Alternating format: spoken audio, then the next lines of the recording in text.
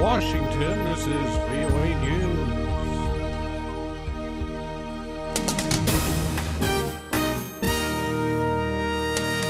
I'm Ray Kouguell reporting. France is getting ready to do more against the Islamic State.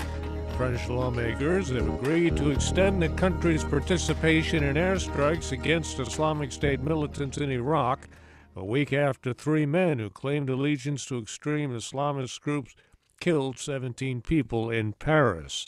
Speaking to the National Assembly ahead of the vote Tuesday, French Prime Minister Manuel Valls said France is at war against extremists, not religion.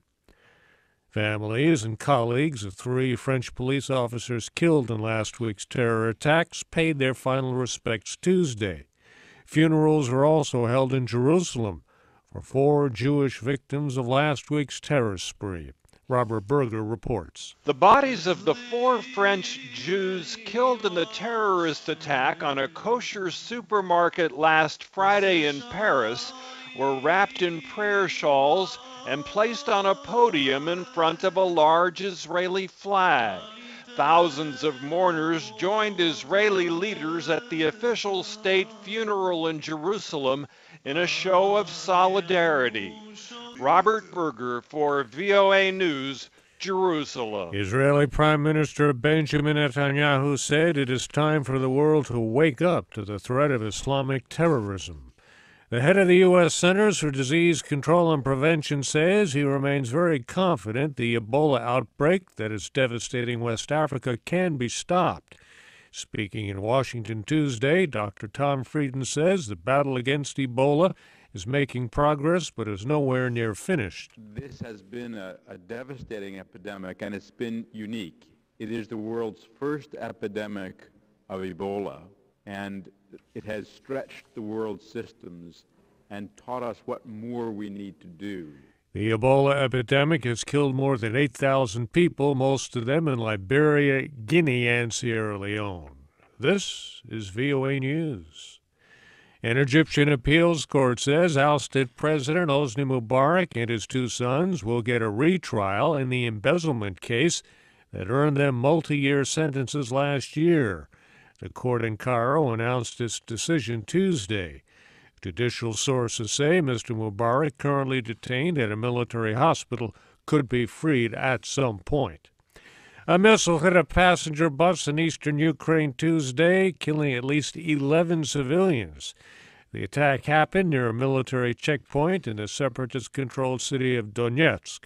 President Petro Poroshenko blamed pro-Russian rebels. A separatist spokesman denied responsibility.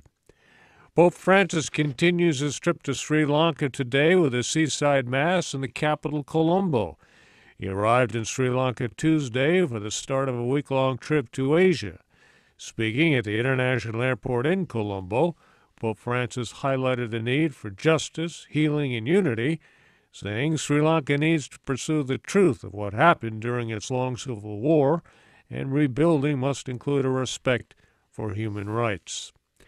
Indonesian divers have now retrieved both flight recorders, or black boxes, from the AirAsia jet that crashed into the Java Sea last month, killing all 162 people aboard. Divers brought up the cockpit voice recorder Tuesday, a day after locating and retrieving the flight data recorder. The UN Children's Fund is stepping up assistance for hundreds of thousands of Syrian children at risk of illness and death due to bitterly cold weather. Lisa Schlein has more. The UN Children's Fund estimates at least 7 million internally displaced and refugee children are in desperate need of assistance.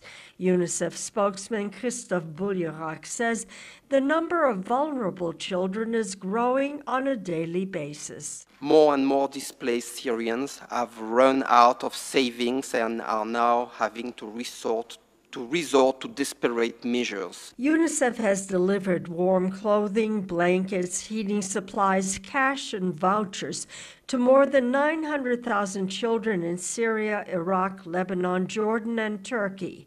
Berger says, unfortunately, this aid has come too late for some. Lisa Schlein, Geneva. President Obama is calling for new cybersecurity legislation to promote greater information sharing between the government and private companies. President Obama says it is now too hard sometimes for the two sides to exchange information because of legal and liability issues and companies' concerns about revealing their vulnerabilities. The U.S. State Department is adding another name to its official terrorism list.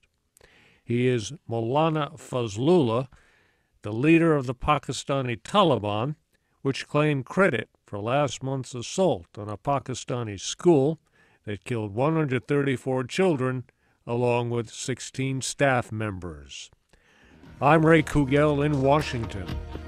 That's the latest world news from VOA.